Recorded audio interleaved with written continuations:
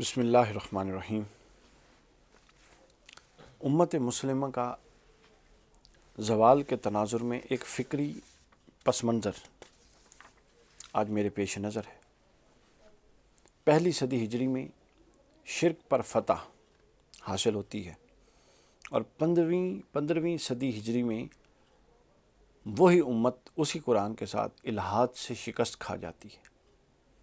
یعنی دوبارہ سنیے کہ پہلی صدی ہجری میں شرک جیسی مرض سے فتح ہوتی ہے اور 15ویں صدی ہجری میں وہی مسلمان اور وہی قرآن الحاد سے شکست ہوتی ہے، اور ہم غلطی کا تعین نہیں کر سکتے کہ ہم سے کہاں غلطی ہوئی ہے، مسئلہ کیا ہے۔ پھر مسئلہ کے بعد قانون بتاؤں گا، قانون کے بعد اس قانون میں مزاحمت قوت کا بتاؤں گا، اور اس کے بعد کامیابی کی صراط۔ مسئلہ یہ ہے کہ پہلی صدی میں اسلام کا مقابلہ شرک سے تھا، 14ویں صدی میں اسلام کا مقابلہ الحاد سے ہے۔ تاریخ بتاتی ہے کہ پہلے مرحلے میں، حالانکہ شرک کوئی چھوٹا مرض نہیں ہے، لیکن پہلے مرحلے میں صرف چوتھائی صدی 23 سے 25 سال کی کوششوں سے شرک کا نظام جڑ سے اکھڑ گیا، اور دوسری طرف جب شرک کا نظام جڑ سے اکھڑا تو ایسا انقلاب آیا جس کے اثرات پوری قوت کے ساتھ 8 سے 10 صدیوں تک قائم رہے۔ وہ سیاسی میدان میں بھی قائم رہے، وہ اخلاقی میدان میں بھی قائم رہے، وہ علمی میدان میں بھی قائم رہے، وہ روحانی میدان میں بھی قائم رہے۔ اتنا ڈائمینشنل وہ انقلاب تھا۔ اس کے برعکس اگر دوسری طرف جائیں تو 1 صدی گزر گئی ہے، 100 سال سے زیادہ ہمیں الحاد سے لڑتے ہوئے، لیکن اس کے باوجود نتیجہ صفر ہے۔ دور الحاد میں جد و جہد اور قربانی کی غیر معمولی مقدار پیش کرنے کے باوجود ہم کامیاب نہیں ہو سکے۔ مسئلہ کیا ہے؟ وجہ کیا ہے؟ اصل وجہ یہ ہے کہ اب جو کچھ لوگ یہ سوال اٹھاتے ہیں، کچھ اہل مغرب مصنفین، کہ ان کے نزدیک اس کی وجہ یہ ہے کہ خدا نخواستہ اسلام اب ایک ختم شدہ قوت ہے، اب اس میں وہ قوت باقی نہیں رہی، یہ اس نے اپنے عروج میں جو ڈیلیور کرنا تھا کر چکا۔ حالانکہ ایسا نہیں ہے۔ پھر اسلام کا یہ دعویٰ ہے کہ وہ قیامت تک کے لیے کائنات کے ہر مسئلے کا حل فراہم کرنے کا حق رکھتا ہے، اور اس میں پوٹینشل ہے۔ اس کے باوجود پھر ہمیں یہ دیکھنا ہے کہ مسئلہ کہاں پر ہے۔ اگر قرآن کا دعویٰ اپنی جگہ اور 1 صدی کی کوشش کے باوجود ہم الحاد کو نہیں ہرا پا رہے، اور اسی قرآن کے ذریعے اس سے پہلے ہم پہلی صدی میں 25 سال کی کوشش سے شرک کو ختم کر چکے ہیں، تو وجہ کیا ہے؟ وجہ یہ ہے کہ ہر کائنات میں ایک قانون، نشو و نما کا ایک قانون کار فرما ہے۔ جب آپ کی جد و جہد دلائل، استدلال اور استنباط سے ہٹ کر ہوگی، محض جذباتیت پر مبنی ہوگی، محض اپنے تھوڑے سے دائرہ کار کے اندر آپ سوچیں گے، وسعت کے ساتھ نہیں سوچیں گے، تو پھر چیزیں بہتری کی طرف نہیں جائیں گی۔ کائناتی قانون نشو و نما اصل یہ ہے کہ یہ دنیا کے امتحان گاہ ہے۔ یہاں خدا نے مختلف قسم کے لوگوں کو یکساں طور پر کام کرنے کا موقع دیا ہوا ہے۔ یعنی یہ دنیا ایسی نہیں ہے کہ اللہ مسلمانوں کی تو مددگار ہے، کوشش کریں تو غیر مسلم کا مددگار نہیں ہے، ایسا نہیں ہے۔ یا مسلمانوں کے خاص طبقات کا مددگار ہے اور باقیوں کا نہیں ہے، جو یہود میں پہلے تصور ہوتا، ایسا نہیں ہے۔ اس دنیا میں اللہ نے تمام لوگوں کو یکساں طور پر موقع دے رکھا ہے کام کرنے کا۔ یہاں خود خدا کی مقرر کردہ سنت کے مطابق یہ واقعہ پیش آتا ہے کہ ایک گروہ دوسرے گروہ کا دشمن ہے۔ بالکل جس نظم سے اللہ نے کائنات بنائی، اس کا یہ لازمی نتیجہ تھا کہ لوگ ایک دوسرے سے دشمن ہوں گے۔ کیوں؟ خود قرآن نے کہا بعضکم عدو بعضکم لبعض عدو۔ کیوں ایک دوسرے کے دشمن ہے؟ حق کے مستقر اور حق کے متاع کے لیے۔ یہ سورہ یونس میں ہے کہ یہ حق کے مستقر اور حق کے متاع، یعنی رہنے کا حق، آزادی کا حق، سیاست کا حق، معیشت کا حق، یہ وہ حق ہیں جن کی وجہ سے انسانی طبقات میں کشمکش ہوتی ہے۔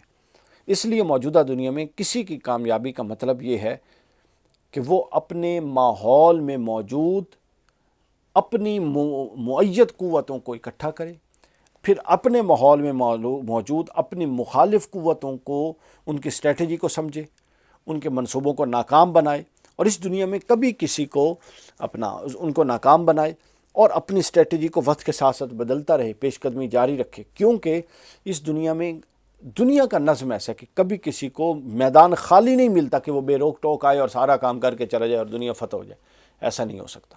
یہ کائناتی قانون نشو و نما کے خلاف ہے کہ کسی کو یوں خالی میدان مل جائے۔ آپ دنیا کے جس میدان میں جائیں گے آپ کو آگے کمپیٹیٹرز اور مزاحمت ملے گی، ان کو بھی اتنا موقع اللہ نے دے رکھا ہے جتنا آپ کو دے رکھا ہے۔ آپ کی اصل میں اب کرنے کا یہ کام ہے کہ آپ اس میں اتنا پروگریسولی اور آگے بڑھ کے اپنا ایفیشینٹلی ڈیولپ کریں، اپنے آپ کو ڈیلیور کریں اپنے کام کو، کہ وہ تمام گراؤنڈ ہونے کے باوجود آپ اس میں ممتاز ہو جائیں۔ اچھا، یہ تو تھا کائناتی قانون نشو و نما۔ اس قانون نشو و نما میں مزاحمت کا کردار ہے۔ مخالف قوتوں کو ناکام بنا کر غالب آنے کے لیے ایک آپ کو اسٹریٹجی چاہیے۔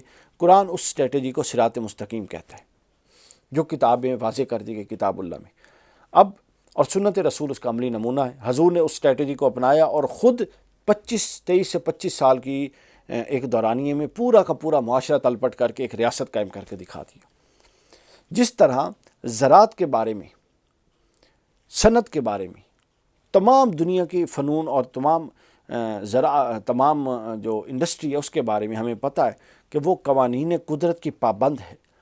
فصل جب اگتی ہے تو وہ قوانین قدرت کے ساتھ ہم آہنگ ہوگی، جملہ تقاضے پورے کیے جائیں گے، پانی دیا جائے گا، موسم شدتی اثرات سے بچایا جائے گا، بیج کے اندر پوٹینشل ہوگا، اور اپنا یہ تمام لوازمات پورے ہوں گے، تب جا کے وہ پھلے گا وہ بیج۔ اسی طرح صراط مستقیم کی پیروی کرنے والوں کے لیے بھی ضروری ہے کہ وہ مخالفوں کی سازشوں کو ناکام بنائیں اور اپنی اسٹریٹجی کو قائم رکھیں، اور اپنا نیوکلس ہے ہدایت کا، اس کو اتنے مضبوط ماحول میں رکھیں کہ تیز ہوائیں جس طرح پودا اڑا دیتی ہیں تو اس کے گرد باڑ لگاتے ہیں مالی، تاکہ وہ تیز ہوا پودے کو نہ گرا سکے، تو اس کے گرد اپنے ہدایت کے نیوکلس کے گرد بھی ایک باڑ لگائیں۔ یہ ہے مزاحمت اس قانون نشو و نما میں جو کرنے کی ضرورت ہے۔ اب وہ صراط کیا ہے؟ صراط مستقیم جو قرآن نے دیا وہ سن لیجئے۔ صراط مستقیم کا خلاصہ یہ ہے کہ اس تحریک کو جو حق کا بول بالا کرنے والی ہو، یا اس فرد کو اپنا کام خالص بنیادوں پر استوار کرنا چاہیے۔ جب کام کے شروع کرنے کی بنیادوں میں غرض اور لالچ شامل ہو جاتی ہے تو ایک قانون قدرت ہے کہ وہ مؤثر نہیں ہو سکتا۔ پھر مخالفین کے ہر قسم کے اشتعال کے باوجود، یہ بڑا اہم نقطہ ہے۔ پہلا یہ کہ بنیاد خالص ہو، دوسرا یہ کہ مخالفین کے ہر طرح کے اشتعال، بد زبانی کے باوجود صبر اور سکینہ کی ایک کیفیت کو ہمیشہ قائم رکھا جائے، چونکہ قرآن یہ کہتا ہے کہ تقوی اور صبر یہ اگر طویل ہو جائیں تو یہ بڑے بڑے مشکلات کو اور بڑے بڑے مصائب کو الٹ دیتے ہیں اور آپ کے حق میں کر دیتے ہیں۔ صبر اور صبر کے ساتھ تقوی، یعنی صبر، تقوی اور استقامت اگر مسلسل چلے جائیں تو یہ الٹ دیتے ہیں۔ تو لہٰذا جاہلیت کا جواب کبھی جاہلیت پہ نہ دیا جائے، یہ دوسرا اصول۔ پھر موجودہ زمانے میں اسلام کی سربلندی کی جد و جہد کے کامیاب نہ ہونے کی وجہ یہ ہے کہ اس دنیا میں جو خدا کی بنائی ہوئی دنیا ہے، اور اس میں خدا نے بہتری کے لیے اور نظام بدلنے کے لیے ایک خود صراط متعین کی ہے، ہم اس صراط سے ہٹ کے کسی اور صراط پر چل کے اس نظام کو بدلنا چاہتے ہیں۔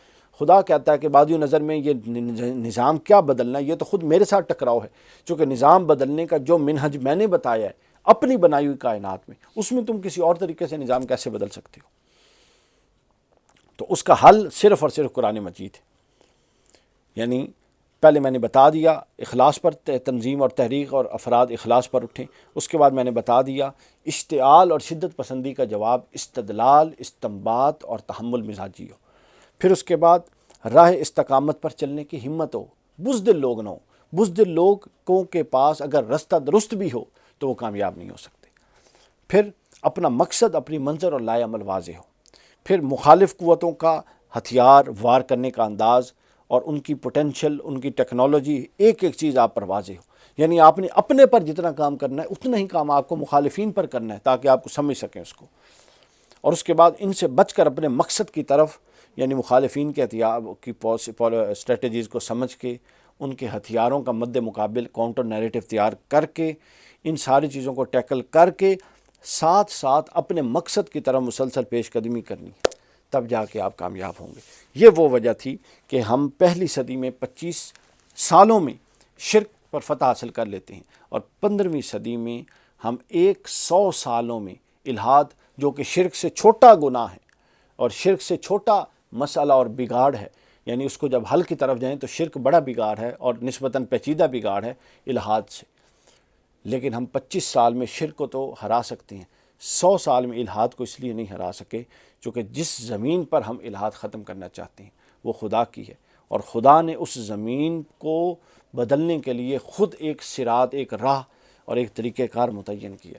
ہم اس طریقہ کار اپنائے بغیر اپنی کوششوں اور اپنی صلاحیتوں کو ضائع کیے جا رہے ہیں اور لگائے جا رہے ہیں، اور جب نتیجہ نہیں آتا تو اس پر مستزاد یہ کہ ہم پھر مایوسی کا شکار بھی ہو رہے ہیں، اور اب یہ مایوسی افراد سے معاشروں اور معاشروں سے ریاست اور پوری کی پوری نسلوں میں منتقل ہو چکی ہے۔ یہ وجہ ہے کہ لوگ خود بدلنے، ماحول بدلنے کی بجائے جو بدلا ہوا ماحول ہے وہاں جانے کو ترجیح دیتے ہیں۔ اس مسئلے پر غور کی ضرورت ہے۔